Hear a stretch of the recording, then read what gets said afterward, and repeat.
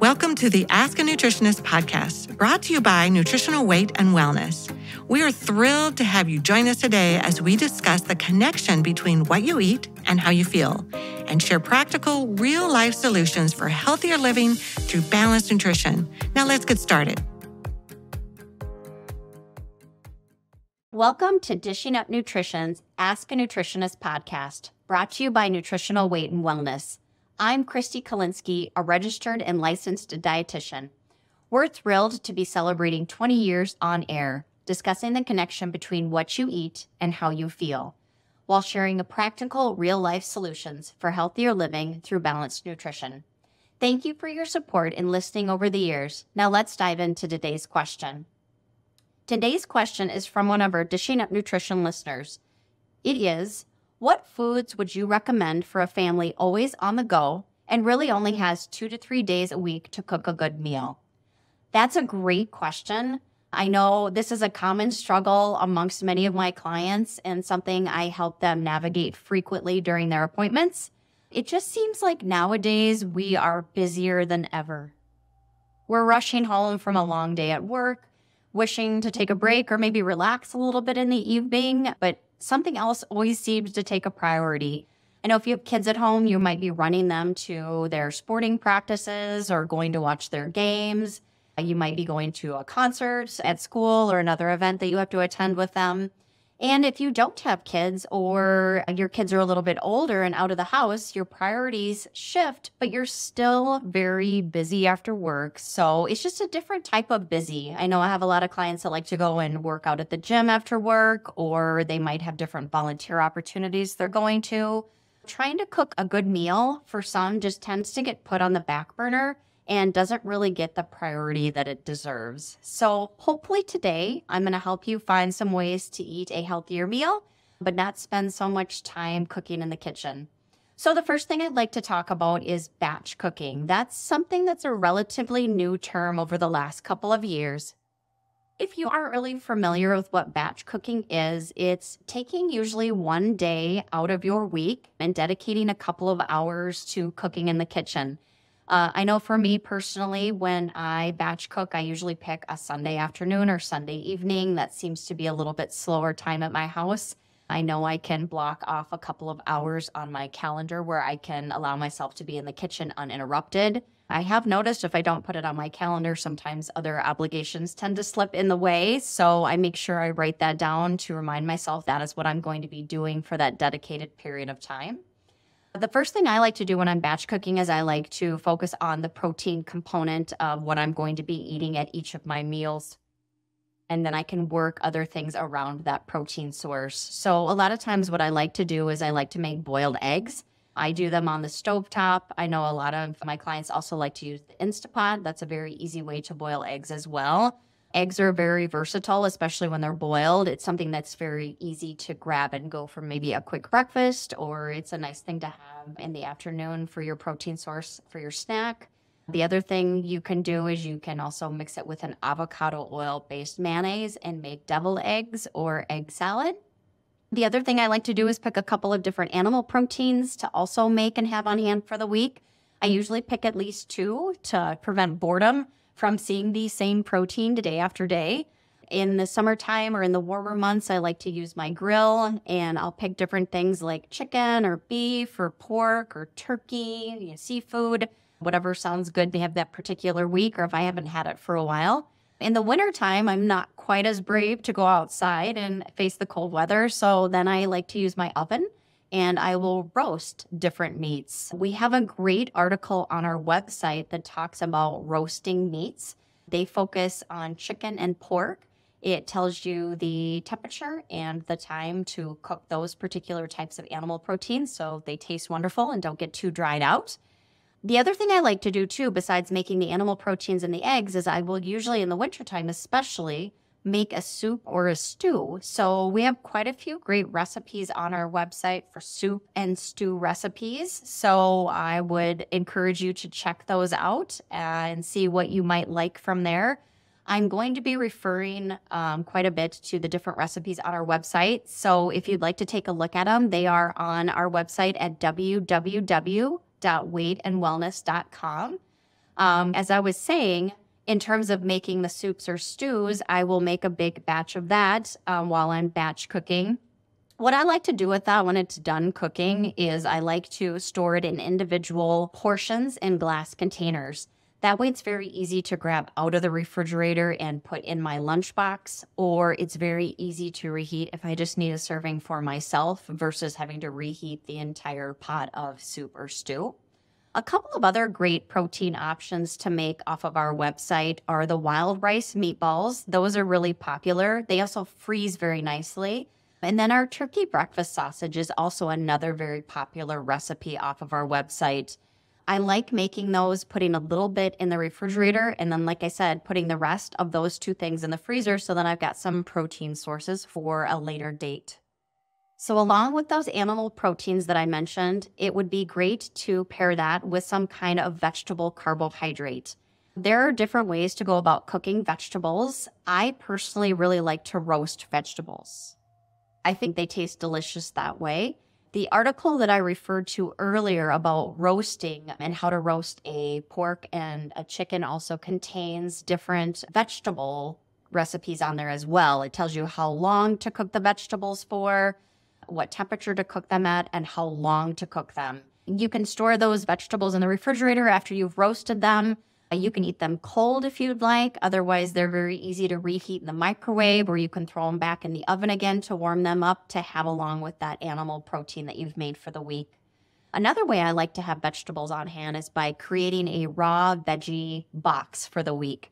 So what I do is I buy different raw vegetables at the grocery store, such as cherry tomatoes, baby carrots, cucumbers, peppers, celery, snap peas, broccoli, cauliflower. There's lots of different options. And what I do when I get those home, I don't allow myself to put them directly into the refrigerator. If I do that and I put them in the vegetable box in my refrigerator, they will go there to die.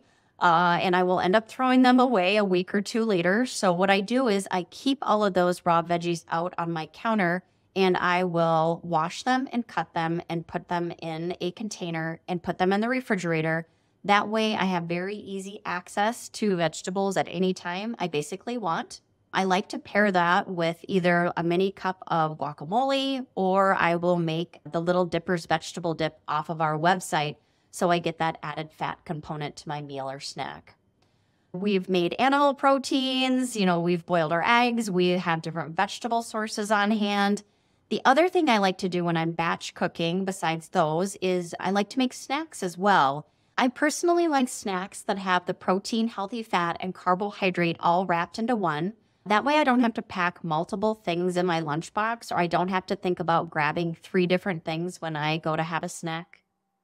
I really like pickle roll-ups. So if you're not familiar with what that is, it is a whole dill pickle, and then what I like to do is I like to dry it off with a paper towel, and then I will put full-fat cream cheese over the pickle, and then I wrap the pickle either in nitrate-free ham or nitrate-free turkey deli meat.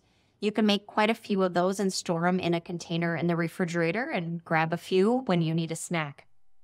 If you're looking for sweeter options and not necessarily a savory option for a snack, we also have some muffin recipes on our website. There's 3 of them. And there's also 3 protein ball recipes on there that are also very delicious. Again, the muffins and the protein balls combine that component of having the protein, the healthy fat, and the carb all wrapped into one. The muffins and the protein balls freeze really nicely. So it's not something you have to make every week, but maybe every few weeks to keep on hand. So that's batch cooking in itself.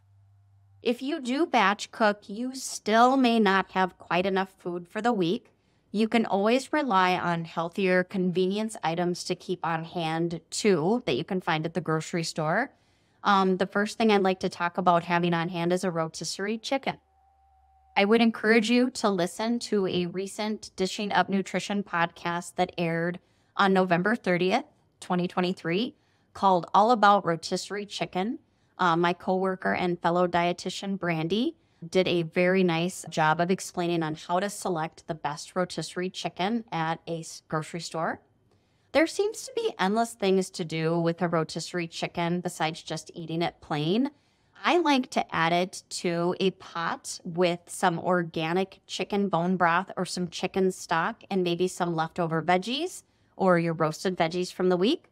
You could even use a bag of frozen organic vegetables if you'd like, and you can simmer that on the stovetop and make a quick and delicious soup. You can also take that rotisserie chicken and dice it and mix it with a good clean buffalo sauce, such as Primal Kitchen. You mix that with a little bit of cream cheese as well. Otherwise, you can also take that chicken and mix it with a Primal Kitchen barbecue sauce. And you can place it on a lettuce leaf and roll it up to make a wrap. Or some of my clients just like to eat it plain. The other thing I like to do with rotisserie chicken is I like to make rice bowls with the rotisserie chicken. Personally, I use cauliflower rice. I buy just a frozen bag of cauliflower rice that I can just steam quickly in the microwave. So what I'll do is I'll do that, and then I put the rotisserie chicken over the top of that cauliflower rice.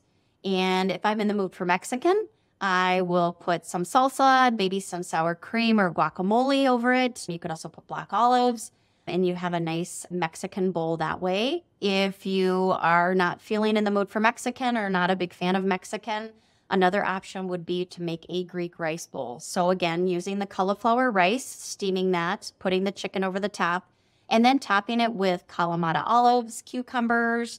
You could do cherry tomatoes, maybe some purple onion. You could also put a tzatziki sauce on it, which is basically a sour cream sauce with some dill and cucumber to round out that bowl. Besides having rotisserie chicken on hand, I also like to have nitrate-free chicken broths or chicken sausages that you can easily heat in the microwave. You can buy pre-cooked wild-caught shrimp. It's usually found in the freezer section. You could either store that in the refrigerator for a few days and eat it within those few days, or you could keep it in the freezer, and then when you'd like to eat it, you can just thaw it quickly over cold water.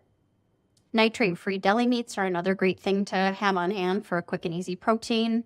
Again, I mentioned eggs before. We talked about boiling them, but they're also very quick and easy to make on a stovetop with scrambling them or over easy or fried, whatever you prefer. Another great thing to have on hand is wild-caught salmon or wild-caught tuna in a can. You can mix that with an avocado-based mayo and make a salmon salad or a tuna salad. Some of my clients are not a fan of the avocado-based mayo, so what I will tell them to do instead is to use a ripe avocado that they can mash and then mix with the canned tuna or canned salmon and make a salad that way. If you can tolerate dairy, it's always a great idea to keep organic full-fat plain Greek yogurt on hand or organic full-fat cottage cheese. You can top that with a half a cup of fruit and a quarter cup of nuts for a very quick meal or snack option.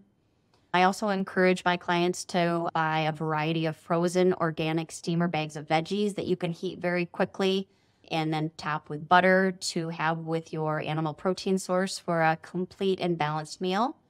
And the other thing I like to have on hand are bags of organic greens that are already pre-washed. So like bags of spinach, arugula, or field greens that you can top with a good quality olive oil and a balsamic vinegar as your dressing.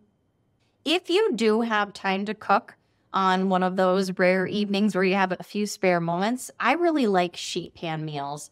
They are wonderful to have on hand because your protein, your healthy fat, and your vegetable carbohydrate are all on one sheet that you slide into the oven. So you're not trying to monitor and cook various things. It's all just put in the oven.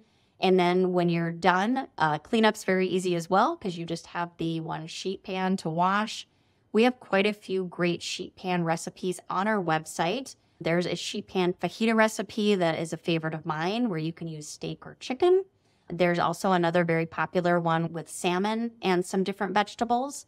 And then this time of year, apples and squash are in season. So there is a sheet pan recipe with chicken, apples, and squash that I know is very popular, especially with kids. Another thing to do for a fast and easy meal are crock pot meals. They are one of my favorites.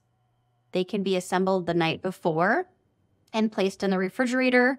And then in the morning, you could just pop them into their holder and turn them on low and let them cook all day. If you have a little bit of extra time in the morning, you can also assemble the meal in the morning and then just go ahead and turn it on low, and it can cook low and slow all day. It's nice to come home to a house that smells delicious. You don't have to worry about what you're going to make that evening, and it's all ready to go. Again, our website has some great crock pot recipes as well. There's a cream cheese crock pot chicken recipe. There's a Mexican chicken wrap recipe, and there's a pot roast with potatoes and carrots that I encourage you to check out. Something else you can do too is really utilizing your leftovers. I know I talked about the sheet pan meals and the crock pot meals that you can make. I will actually double the recipe for the sheet pan meals. That way I know I have another full dinner that I will have on hand that I can make and reheat the next night. Otherwise, it provides me with a few different lunches to have for the week. The crock pot, same thing. I know especially like our cream cheese crock pot chicken, it makes a lot of sauce, so I will double the chicken so I have enough left over for either another meal or some extra lunches. Something else to keep on hand are adequate fats. It's important to remember that healthy fat component to round out our meal or our snack. So I encourage you to keep real butter on hand, a high quality olive oil or avocado oil that is expeller pressed or cold pressed. Individual cups of guacamole are always nice to have on hand. Full fat sour cream, any kind of olive you can think of, different seeds and different nuts. All of those things you can place over your food or sprinkle over your food to round out your meal so it is nice and balanced. So hopefully these ideas have not only assisted you in making meal times easier, but they've also inspired you to try new things in the kitchen. Thank you so much for listening to Dishing Up Nutrition's Ask a Nutritionist. And if you have a nutrition question you'd like us to answer, we invite you to join our Dishing Up Nutrition Facebook community by searching for Dishing Up Nutrition on Facebook. It's a private group that is moderated by nutritional weight and wellness nutritionists and nutrition educators and provides our listeners with a safe and supportive community to ask questions, share ideas, and get inspired. We look forward to hearing from you.